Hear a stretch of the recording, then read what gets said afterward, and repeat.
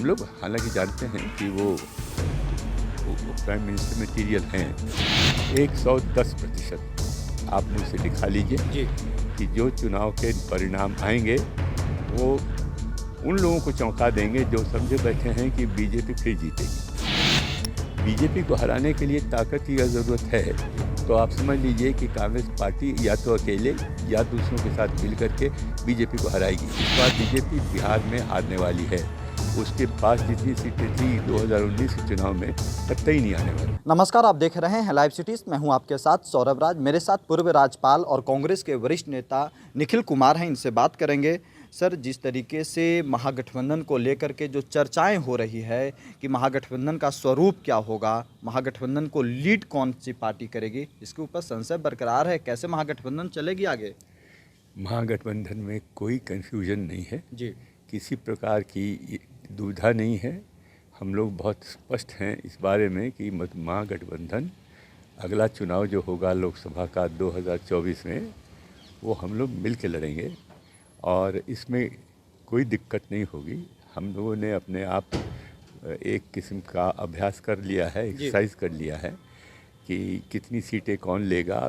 क्योंकि हो सकता था कि हम लोगों में कुछ इत्तेफाक न हो जी। लेकिन हम लोगों ने उसको भी सॉर्ट आउट किया है। और ये तो जो खबरें चलती रहती हैं, अफवाहें उड़ती रहती हैं, इसमें कोई दिक्कत है नहीं। नीतीश कुमार राहुल गांधी के नेतृत्व पे क्या वो राजी हो पाएंगे? इस सवाल है कि ये जो गठबंधन है जी। ये पहले चुनाव लड़े। जी। चुनाव लड़ने के बाद देखा जाएगा क्या होता है। इसमें नीतीश जी तो पहले कहे हुए हैं कि हम भाई प्रधानमंत्री के उम्मीदवार नहीं हैं। एक नहीं कई बार कह चुके हैं वो। तो हम लोग हालांकि जानते हैं कि वो प्राइम मिनिस्टर मटीरियल हैं, लेकिन अभी रिजल्ट के पहले ही हम लोग अब बोलने लग जाए कि ये प्राइम मिनिस्टर बनेंगे, वो प्राइम मिनिस्टर बनेंगे, ऐसा तो नहीं है ना। लेकिन बिहार से जो चीज़ें शुरू हुई, महागठबंधन बनी, बीजेपी से नीतीश कुमार बाहर निकले, क्या नीतीश कुमार का एक कदम क्या 24 में बीजेपी को सत्ता से बाहर कर पाएगी? 110% आप मुझसे लिखा लीजिए जी। कि जो चुनाव के परिणाम आएंगे वो उन लोगों को चौंका देंगे जो समझे बैठे हैं कि बीजेपी फिर जीतेगी।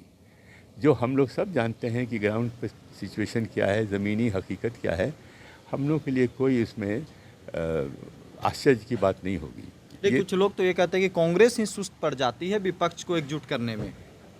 आपने अभी देखा होगा कि हमारे अध्यक्ष, राष्ट्रीय अध्यक्ष खड़गे जी ने बयान भी दिया है, बातें भी की हैं विपक्ष के दलों से कि हम लोगों को एकजुट होना चाहिए। अब इसके बाद खड़गे जी से क्या उम्मीद की जाती है कि कहाँ कहाँ घूमें। उन्होंने एक लीड लिया है और हम लोग जानते हैं कि वो लीड इसलिए लिया है उन्होंने कि हम विपक्ष की जितनी पार्टियां हैं वो एकजुट हो जाएं। एक छोटा सा सवाल ये है कि तेजस्वी यादव लगातार ये कहते नज़र आते हैं कि जिस राज्य में क्षेत्रीय दल मजबूत है वहाँ पे क्षेत्रीय दलों को प्राथमिकता दी जानी चाहिए और स्टीयरिंग सीट पे बैठानी चाहिए, यानी कि बिहार में आरजेडी जेडीयू को ही छोड़ दीजिए, आप लोग बैक रहिए पीछे। ऐसा है, ये सब बातें तब होंगी ना जी। जब सीटों का बंटवारा होगा, किसको कितनी सीटें मिलेंगी, उस समय देखेंगे क्या होता है।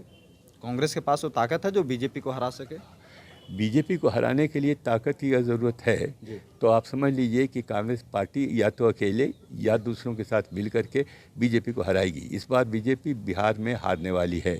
उसके पास जितनी सीटें थी 2019 के चुनाव में कतई नहीं आने वाली। चलिए, शुक्रिया सर।